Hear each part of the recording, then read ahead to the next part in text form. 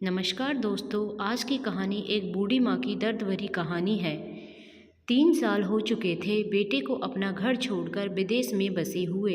इन 3 सालों में बूढ़ी माँ और ज़्यादा बूढ़ी हो गई थी। 75 वर्ष की उम्र में सुलोचना देवी की याददाश्त काफ़ी कमज़ोर होती जा रही थी। उन्हें रोज़मर्रा की चीज़ें याद ना रहा करती थी, लेकिन जो उन्हें हमेशा याद रहता था वह था उनका बेटा। दिन हो या रात, एक पल भी ऐसा ना होता था जब उन्हें अपने बेटे की याद न आती हो। दूसरी तरफ बेटा था जो साल भर में एक आध बार अपने माँ को फ़ोन कर लिया करता था और 1-2 मिनट से ज़्यादा बातें भी ना किया करता था। फिर भी यह बूढ़ी माँ टकटकी लगाए अपने बेटे का इंतज़ार करती रहती। एक दिन बेटे का विदेश से फ़ोन आया। हेलो हेलो, सुन रही हो ना माँ? अनिल बोल रहा हूँ, तुम्हारा बेटा। कैसी हो माँ? मैं ठीक हूँ बेटा। तुम बहू और मेरा पोता कैसा है? माँ ने पूछा।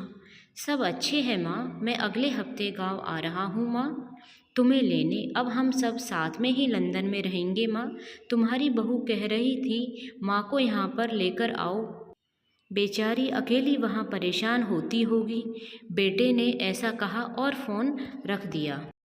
माँ की बूढ़ी सूखी आंखें आंसुओं से भीग गई। उसके कमज़ोर शरीर से नस नस में खुशी की लहर दौड़ गई।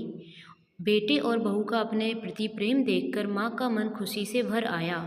बेटे ने आगे कहा, माँ तैयार रहना माँ, मुझे ज़्यादा दिन छुट्टियाँ नहीं है। जिससे जितने पैसे लेने हैं लेकर रखना। तब तक मैं प्रॉपर्टी डीलर से बात कर लेता हूँ घर के लिए। घर के लिए? माँ ने पूछा। हाँ माँ, गांव का घर हमें बेच देना पड़ेगा।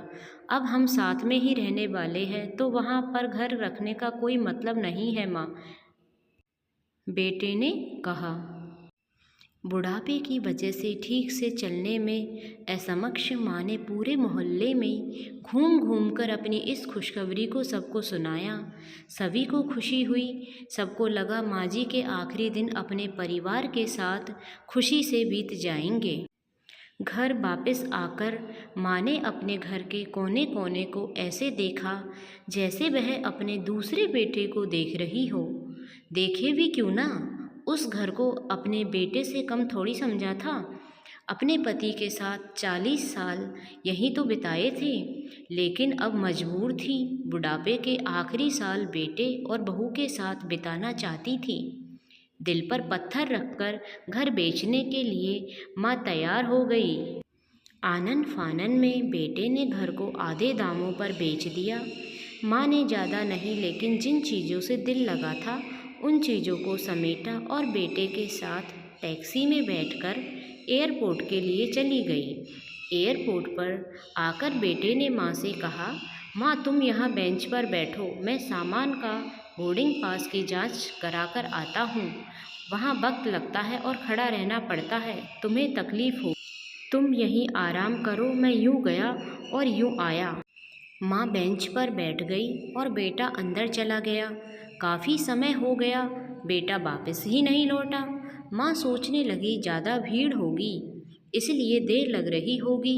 अंधेरा होने को आया, अब तो लोगों की चहलकदमी भी कम होने लगी। माँ को अब चिंता होने लगी। एक कर्मचारी ने आकर पूछा, किससे मिलना है माँ जी? आपको? यहाँ पर क्यों बैठी हो आप? डरती हुई आवाज़ में सुलोचना देवी बोली, मेरा बेटा अंदर सामान की जांच कराने गया है। लंदन जा रहे हैं हम। क्या नाम है माँ जी आपके बेटे का?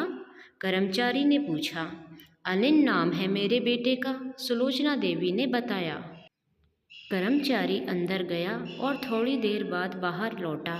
उसने सुलोचना देवी से कहा, माँ जी लंदन जाने वाली फ़्लाइट तो दोपहर में ही जा चुकी है और आपका बेटा भी उस फ्लाइट में बैठकर लंदन जा चुका है। अब आपके यहाँ बैठने का कोई मतलब नहीं है, आप भी अपने घर चले जाइए। क्या? जा चुका है? और मैं घर जाऊँ? घर? माँ की आंखों से आंसुओं के सैलाब उठने लगे।